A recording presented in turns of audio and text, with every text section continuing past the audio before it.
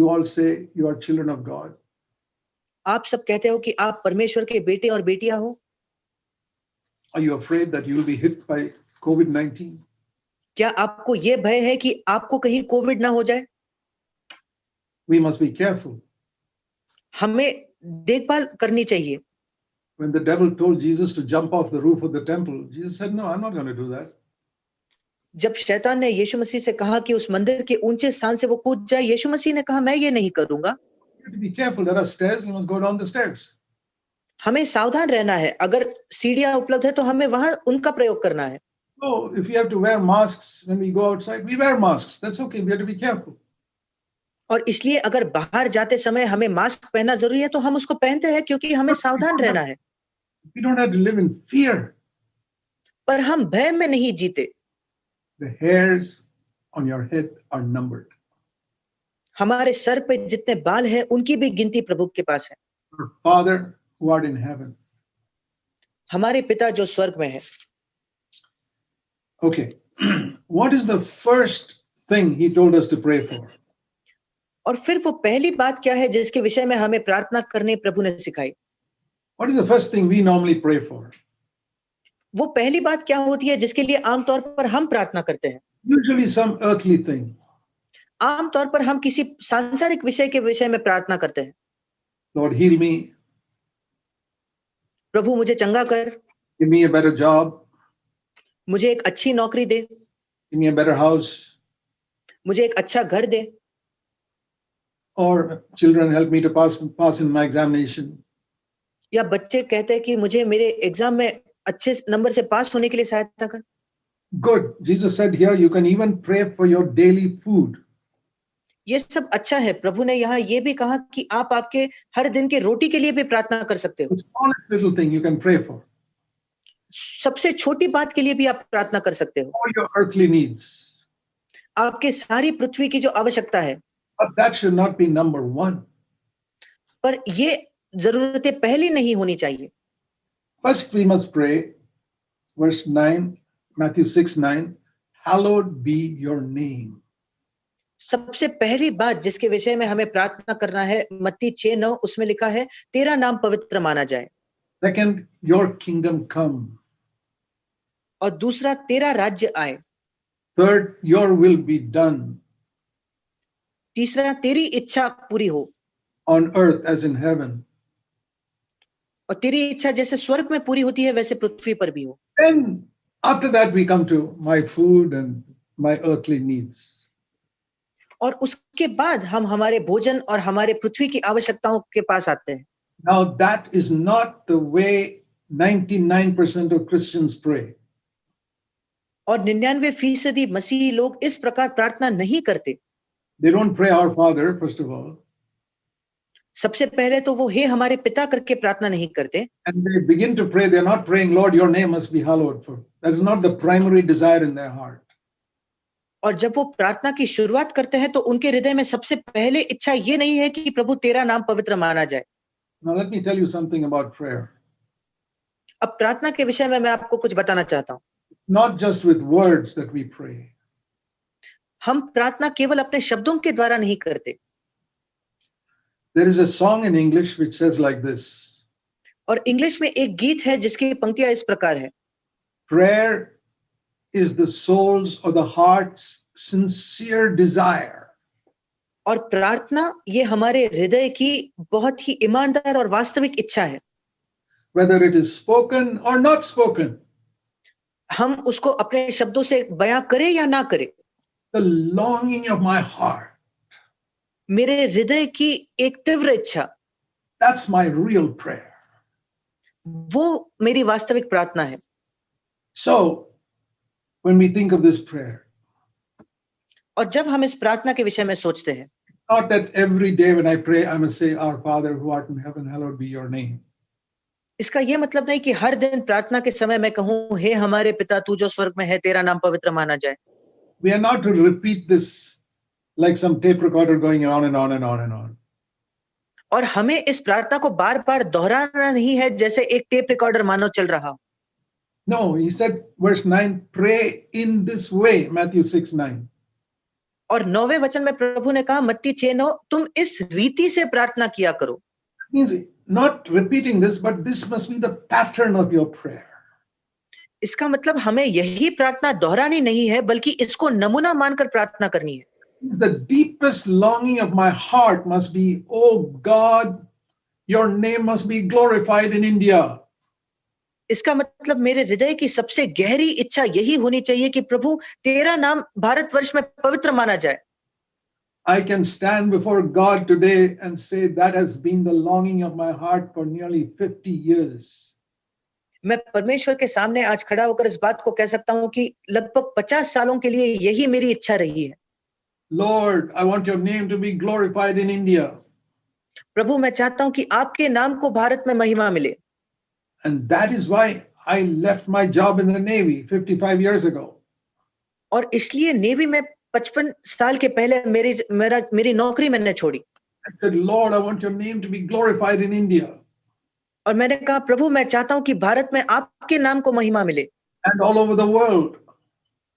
और पूरे संसार में Hallowed be your name. तेरा नाम पवित्र माना जाए। Will you make the burden of your heart that from today onwards?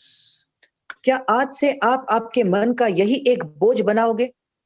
I don't repeat every day, hallowed be your name, hallowed be your name, hallowed be your name. मैं हर दिन इन शब्दों को नहीं दोहराता कि तेरा नाम पवित्र माना जाए, तेरा नाम पवित्र माना जाए।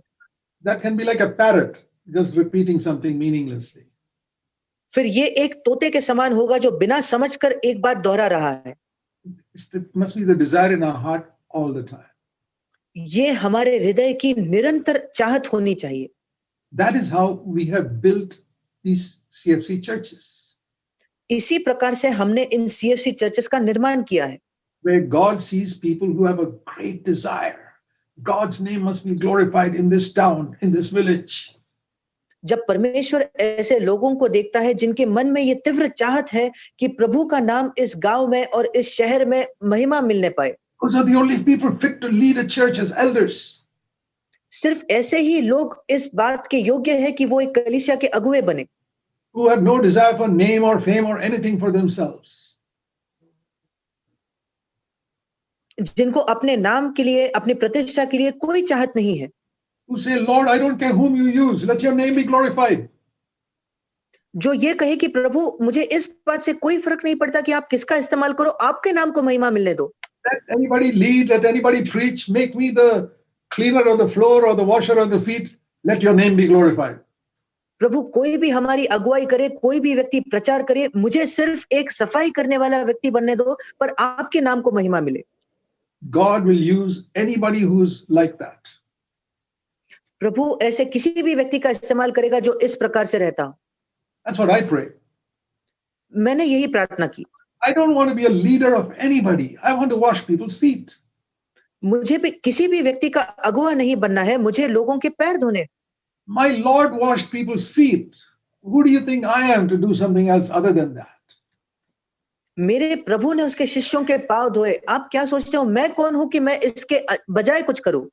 Lord, let your name be glorified. That's all I want. प्रभु आपके नाम को महिमा मिले, मैं बस यही चाहता हूं। And the name of God is blasphemed in India today. और आज परमेश्वर के नाम की भारत में निंदा हो रही है। See Romans chapter 2. रोमियो की पत्री उसका 2 अध्याय। Who is blaspheming the name of the Lord Jesus in India today? आज भारतवर्ष में प्रभु यीशु मसीह के नाम की निंदा कौन कर रहा है? Let me tell you honestly. मैं आपको ईमानदारी से ये बात बताना चाहता हूं। Not the non-Christians. जो अविश्वासी है वो लोग नहीं। Because they take the name of some other God. They don't take the name of Jesus Christ. क्योंकि वो किसी अन्य परमेश्वर का नाम लेते हैं, वो यीशु मसीह का नाम नहीं ले रहे। See, to be united to Christ is like getting married to Christ. यीशु मसीह के साथ एक होने का मतलब है यीशु मसीह से विवाह करना। And just like when somebody marries you, he gets your name. और जैसे कब जो व्यक्ति जब आपसे विवाह करता है तो उसको आपका नाम मिलता है। A woman marries you, she becomes Mrs. So and so. जब एक स्त्री आपसे विवाह करती है तो उसका नाम आपका नाम वो लेती है। Then she gets your name. फिर उसको आपका नाम मिलता है, then she can spoil your name by the way she behaves.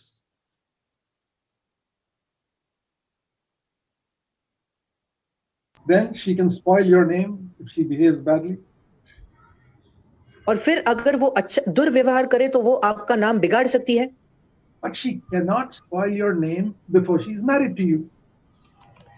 पर जब तक उसका आपके साथ विवाह नहीं होता वो आपके नाम को बिगाड़ नहीं सकती, Because she does not have your name. क्योंकि तब तक उसके पास आपका नाम है ही नहीं। So when can that woman spoil your name? Only if she gets married to you. वो स्त्री आपके नाम को कब बर्बाद कर सकती है? तभी जब वो आपके साथ विवाह करे। When can a person blaspheme the name of Jesus Christ? कब एक व्यक्ति यीशु मसीह के नाम को निंदा कर सके? Only when he takes the name of Christ and says, I'm a Christian. वो तभी कर सकता है अगर वो यीशु मसीह का नाम लेकर कहे कि मैं मसीही हूं। Till then, he cannot spoil the name of Christ. तब तक वो यीशु मसीह के नाम को बिगाड़ नहीं सकता। So I say 98% of India who are non-Christians cannot blaspheme the name of Christ. और इसलिए मैं कहता हूं कि भारतवर्ष में 98% लोग जो गैर मसीही है वो यीशु मसीह के नाम को निंदा ला ही नहीं सकते। It is the Christians who blaspheme the name of Christ. वो मसीही लोग हैं जो यीशु मसीह के नाम की निंदा करते हैं। The Christians who bring a bad name to Jesus Christ. वो मसीही लोग हैं जो यीशु मसीह का एक बुरा नाम प्रकट करते हैं।